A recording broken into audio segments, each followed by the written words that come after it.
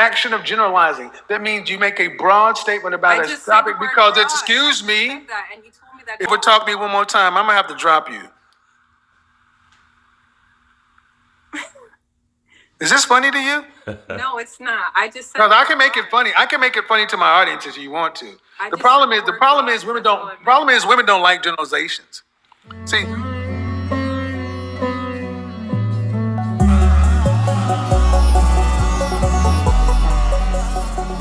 Hello. Hello. How are you? Good night. I'm well. How are you? I am well. How old are you? I'm 26.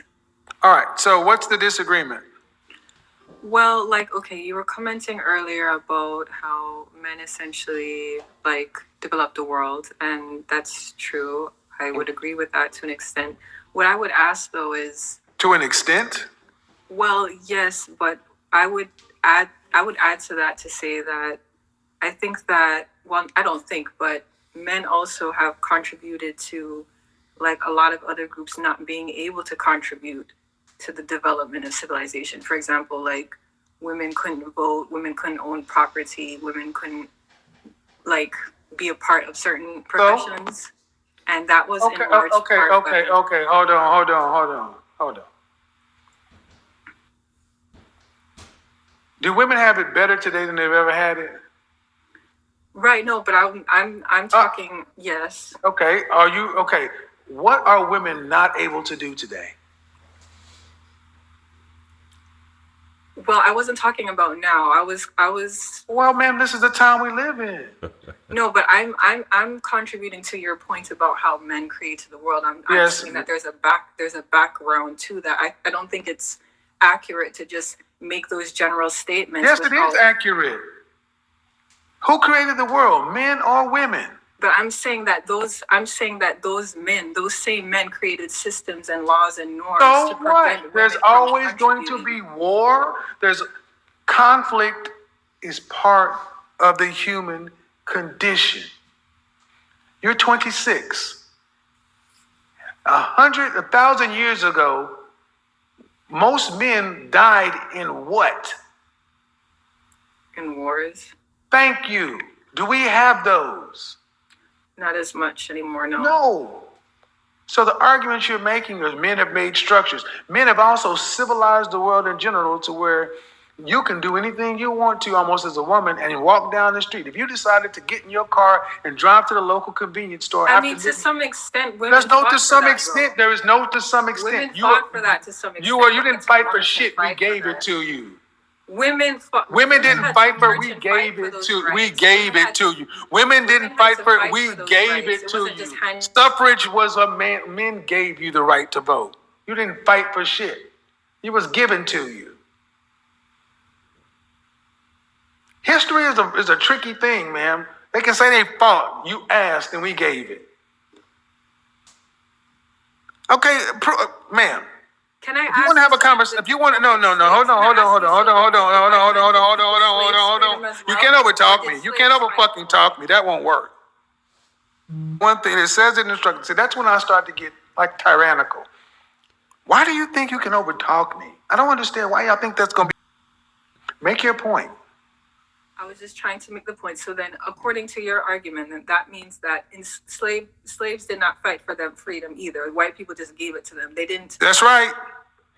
So you believe that? Yes. Yeah, here in the U.S., that is true. As much as you like to say,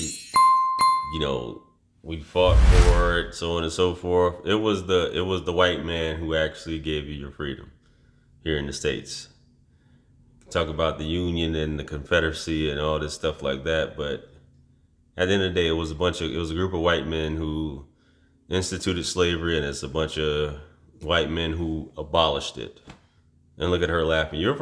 Sounds like you're from the islands, baby. And what are you talking about? Anyway, not even the FBA. What slaves rebelled, but did they? The Haitians had Excuse me. Facts are stubborn things. Until the Emancipation Proclamation was signed in the 13th Amendment, it doesn't matter how many Nat Turner rebellions happened. Facts are stubborn things. Prior to the women had suffrage movements, and women have been fighting for the right to vote since we had a constitution. Until you were given the rights by whom? Well, then that's exactly my point. Yes, you were given. You didn't fight for them. But I'm saying that's exactly my point, though. My point is that I just think that it's like you make these broad generalizations without taking into consideration. Okay, what is a broad generalization? What is a generalization? Like the things you were saying to the woman earlier about, oh, men did this, men did that. Whatever. No. What is a generalization? Define. When you just make a statement that is like broad in its kind of scope. What is okay? Somebody not want to give her help because I don't think she's getting it. Is a generalization. Do you know what a generalization is? When you said earlier, this is what... Generalization, a general statement or a concept determined by inference or a specific case. Action of generalizing. That means you make a broad statement about a topic because it's, excuse me, and you told me that if you'll fucking overtalk me one more time, I'm going to have to drop you. Is this funny to you? No, it's not. I just said... No, I can make it funny. I can make it funny to my audience if you want to. The problem is women don't like generalizations. See, women like you like special snowflakes in nuance. But like it or not, all you have to make a generalization is a majority. A generalization is broad because it has to cover a broad swath. How do you have a conversation about 7+ billion people? How do you have a accurate conversation about so many people? Sir, I just said the word. Sir, ma'am, how do you have it? You told me I was inaccurate.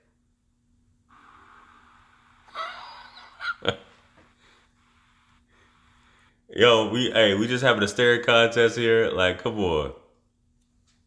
She conceded, Kevin. Let's let her finish her point. She conceded. I see, Kevin. You got the mute on already. Let's go.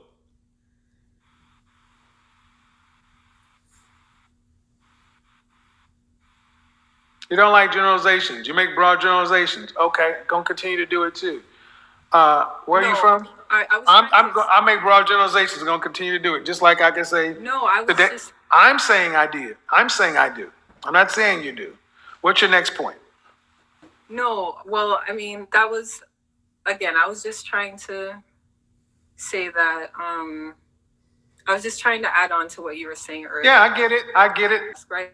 I get it. Mankind causes problems, and mankind also corrects systems. That's what happens. Yeah. And I agree with that. I get where she's coming from in terms of, the issues that are created. It's only right for you to come up to a solution. But as far as women have their part to play in society. But in terms of pushing that needle forward, politics, especially when we're talking about within the West, in the U.S. specifically, we can look at the feminist movement, women's empowerment, the right to vote, so on and so forth. In other parts of the world, women have been voting for thousands of years. And you guys can, I'm not going to delve into that. You guys can look it up. But the U.S. is obviously just bringing, and there's still some places where women don't have many rights. There's some places where women can be president of countries that are traditionally have been male ran. But when you go to say in terms of fought for it goes the same thing with when she brought up the whole slavery analogy and things like that. When you have a dominant society, the as far as change that can be made is only allowed. And that's just how it is. You can call it fighting, but it's ultimately granted by the dominant society. Man makes problems, man corrects problems. Man makes systems, and systems oppress. Systems are also free. My question is this. You ready? Because that's basically what you're saying. What system works better? Which system are you referring to? Well, it's like you said, people had to fight for stuff. People slaves and women for the right to vote. You can fight for it, but it was still granted a freedom. Systems exist to govern people. People must be governed. Imperfectly, I grant you, but they must be governed. Right. What system would you propose? System of governance, system of relationships. I'm not sure what system. Yeah, let's talk about a system of governance. I mean, I like democracies. Is that what you're referring to? Or, I like democratic system of government. do we live in a democracy? I think so, yeah. We live in a republic, a democratic republic. You are ruled by the majority rules, the minority is protected. Representative government. 2 senators from each state, and then people elected to Congress based upon the proportion of the population of the the states. It's imperfect. Human beings don't do anything perfectly. So how we got here is, I think we have a lot of interesting things. One of the things I love about being the leader of the feminist party is I get to look It's allegedly a democracy, but yeah, let's go ahead. at all the feminists and rile them up. Because a lot of feminists want equality when the feminism ultimately was not ever about equality, it was about choice. So, if you have any other disagreement, go ahead and make your next point. I would ask about, like, okay, so you had said at one point that like women should be willing to, like, during a certain number of dates, they should be prepared to be intimate with the person after a first date or a second date. But then you would say things like, oh, well, you have used vagina. So it's like, which is it? Should I not have a used vagina, or should I give it up on the first and second date? Like, I don't understand that. What do you mean you don't understand? Those two things could be the same. Two things could be true. But you made it sound negative. Hold on. See, you have a problem. You'll talk, and then when it's my time to talk and I start speaking, you start over talking. Why is that okay to you? I apologize. No, but I'm going to ask, why is that all right with you? You hear me talking. I think it's just accident, Kevin. She's a sweet girl. You know, she's sweet. I don't think she intended that. It's not all right. I'm sorry. And why is this such a big deal? Because our women just have so little respect for us. They just think men don't do that with one another, because men would come to physical conflict if we treated each other this way. Two things can be true at the same time. You should not go out with a man who you are not sexually attracted to, a man you would not have sex with. You should go on the first date.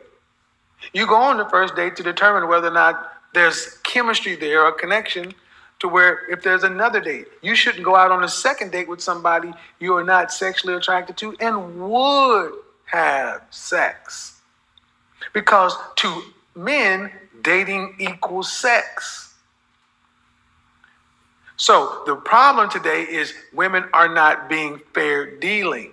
You're not just dating one man at a time.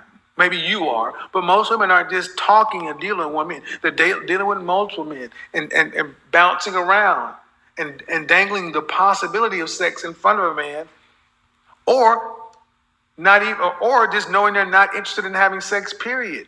Ultimately, you know what men want is the truth. Are you going out with me because you're really interested in me and want what I want?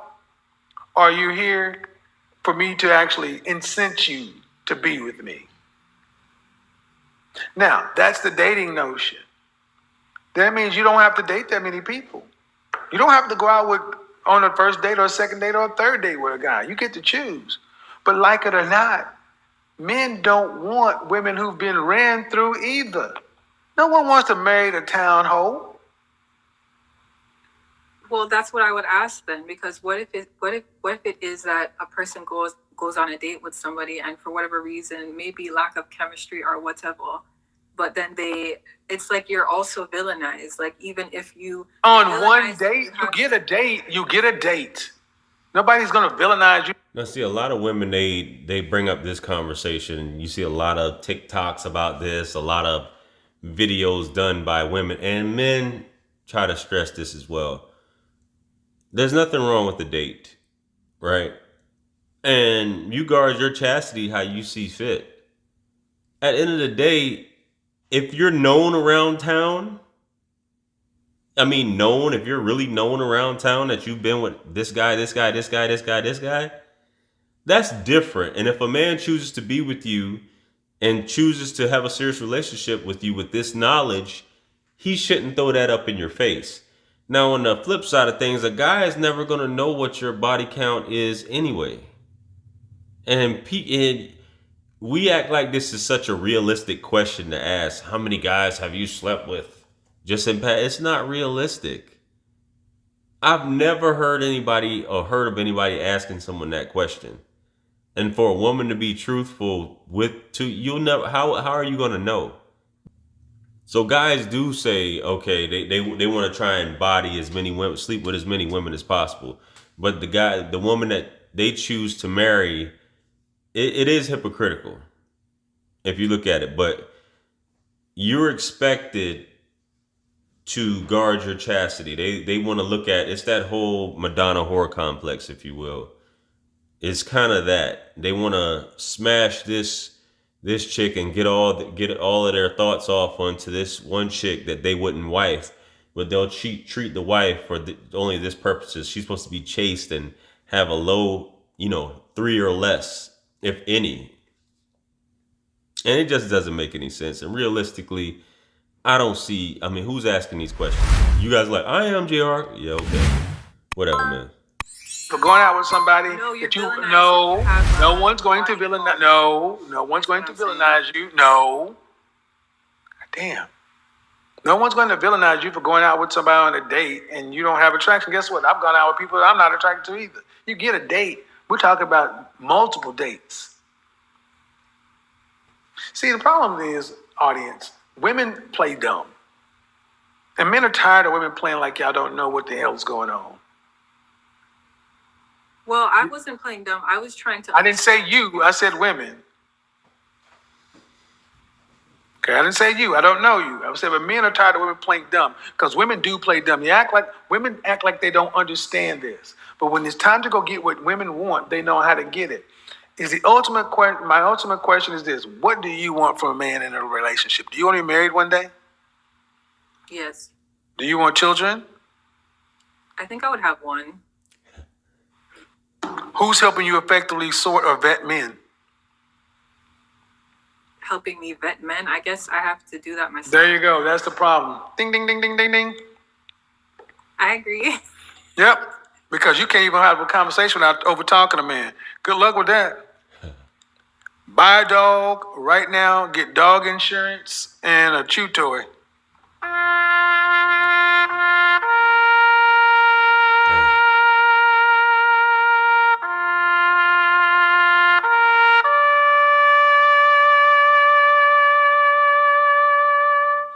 I need you ladies to understand that over-talking shit, if men were to overtalk men, eventually the talk stops between us and chairs and furniture starts to move.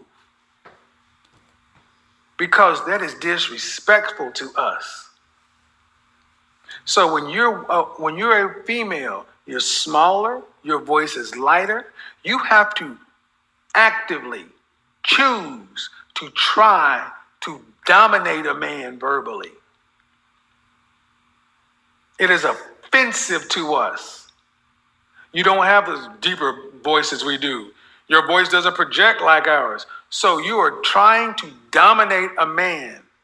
And men do not want to be dominated by other men, and damn sure not by a woman. And for sure, not in public. Know what y'all think this is? It's God's the beat maker. And I don't know. I will put a light in the sky for the G's that done turn memory from go. Blessings we send to the ghetto youth them.